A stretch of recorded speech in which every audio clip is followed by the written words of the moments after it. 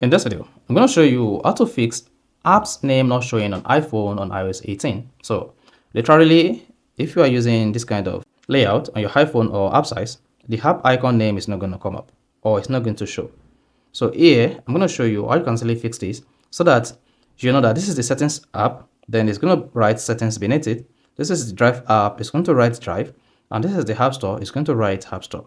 So if I download this video, you found this video helpful and informative, please don't forget to like and subscribe.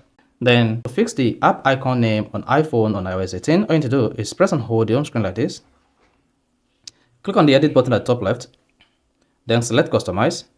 Once you selected that, you have two options here, the large and the small icon. Go ahead and select small.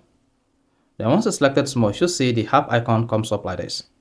But if you selected large, the app icon will be hidden. To make the app icon larger, then click on small, then click outside the box. There you go. Then you should see the app icon comes up. So this I can easily fix app icon name not showing on iPhone on iOS 18. So if this is helpful and informative, please don't forget to like and subscribe.